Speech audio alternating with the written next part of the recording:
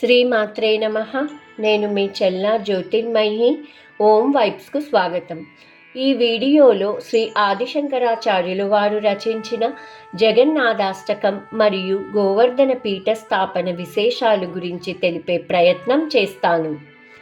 భారతదేశమంతటా అద్వైత వేదాంత సందేశాన్ని ప్రచారం చేస్తూ దిగ్విజయ యాత్రలోని సాగుతున్న జగద్గురు ఆదిశంకరాచార్యులు తూర్పు భారతదేశంలోని పవిత్ర క్షేత్రమైన పూరీకి చేరుకున్నారు. అక్కడ జగన్నాథ స్వామి వారిని దర్శించిన క్షణంలో వారి హృదయం అపారమైన భక్తితో నిండిపోయింది.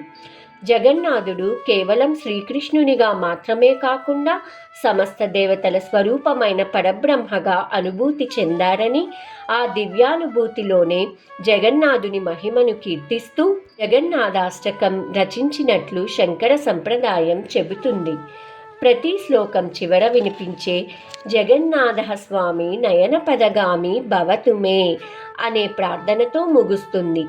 దీని అర్థం ఏమిటంటే, జగన్నాథుడు ఎల్లప్పుడూ తన దృష్టి పదంలో ఉండాలని చేసిన భక్తుని వినయపూర్వక ప్రార్థన అనే అర్థం వస్తుంది. ఇదిలా ఉండగా ఆ కాలంలో పూరీ గ్రామం అనేక తత్వ సంప్రదాయాలకు కేంద్రంగా ఉండేది. అక్కడి వేద పండితులతో, మీమాంసకులతో, శైవులతో, వైష్ణవులతో, ఇతర తత్వవేత్తలతో ఆదిశంకరాచార్యులు శాస్త్రచర్యలు నిర్వహించారు. ఉపనిషత్తులు, బ్రహ్మసూత్రాలు, భగవద్గీత ఆధారంగా అద్వైత వేదాంత సారాన్ని వివరించి పరమసత్యం ఒక్కటేనని బోధించారు. శ్రీ ఆదిశంకరాచార్యుల పాండిత్యానికి, తర్కశక్తికి, వినయానికి అనేక మంది పండితులు ముగ్ధులైనట్లు శంకర విజయం గ్రంథాలు తెలియజేస్తున్నాయి. పూరీ గ్రామంలో అద్వైత వేదాంతం చివరి స్థాయిగా నిలవాలనే సంకల్పంతో శ్రీ ఆదిశంకరాచార్యులు గోవర్ధన మఠంను స్థాపించారు. ఇది తూర్పు భారతదేశానికి వేద పరిరక్షణ, ధర్మ ప్రచారం మరియు అద్వైత వేదాంత బోధనకు కేంద్రంగా ఏర్పాటు చేశారు. అంతేకాకుండా గోవర్ధన మఠానికి ఋగ్వేద పరిరక్షణకు కేంద్రంగా ఏర్పాటు చేశారు. ఋగ్వేదం వేదాలలో అత్యంత ప్రాచీనమైనది. ఇందులో ఋషులు దర్శించిన దైవస్థుతులు, ధర్మబోధనలు, సృష్టి రహస్యాలు, పరబ్రహ్మ తత్వానికి సంబంధించిన మంత్రాలు ఉంటాయి. ఈ వేద పరంపర గురు శిష్యుల ద్వారా నిరంతరం కొనసాగాలని సంకల్పించి ఆ బాధ్యతను తన ప్రియ శిష్యుడైన పద్మపాదాచార్యుల వారికి అప్పగించారు. తరువాత కాలంలో పద్మపాదాచార్యులు గురువు గారి బ్రహ్మసూత్ర భాష్యంపై పంచపాదిక అనే అమూల్యమైన గ్రంథాన్ని రచించారు. తీర్థయాత్రకు బయలుదేరిన సందర్భంలో ఆ గ్రంథాన్ని తన మేనమామ వద్ద భద్రపరిచారు.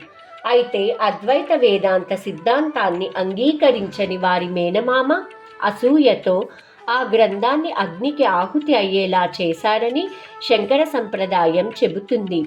ఈ విషయం తెలిసి శ్రీ పద్మపాదాచార్యులు తీవ్రంగా విచారించి తమ గురువైన ఆదిశంకరాచార్యుల వారికి విన్నవించుకున్నారు. అప్పుడు శ్రీ ఆదిశంకరాచార్యులు తమ అసాధారణ జ్ఞాపక శక్తితో ఆ గ్రంథాన్ని మళ్ళీ చెప్పగా శ్రీ పద్మపాదాచార్యులు ఆ గ్రంథాన్ని తిరిగి లిఖించారని సంప్రదాయం వివరిస్తుంది. ఈ సంఘటన గురు శిష్యుల మధ్య ఉన్న అచంచల విశ్వాసాన్ని తెలియజేసింది. అలాంటి మహనీయ శిష్యునికే పూరీలో గోవర్ధన మఠ బాధ్యతలను అప్పగించడం ఎంత సముచితమో ఈ సంఘటన తెలియజేస్తుంది. నేటికి పూరీలోని గోవర్ధన మఠం ఆదిశంకరాచార్యుల ఆధ్యాత్మిక వారసత్వానికి, పద్మపాదాచార్యుల గురుభక్తికి, అద్వైత వేదాంత మహిమకు సజీవ సాక్ష్యంగా నిలిచి వేలాది మంది సాధకులకు ఆధ్యాత్మిక మార్గదర్శకత్వాన్ని అందిస్తోంది. ఇంతటితో శ్రీ ఆదిశంకరాచార్యుల వారి దిగ్విజయ యాత్రలోని జగన్నాథాష్టకం మరియు గోవర్ధన పీఠ స్థాపన విశేషాలు సంపూర్ణం. సర్వే జనా సుఖినో భవంతు. మరొక వీడియోలో మరొక కథనం గురించి తెలిపే ప్రయత్నం చేస్తాను. అందరికీ శుభం జరగాలని కోరుకుంటూ మీ చెల్లా జ్యోతిర్మయి.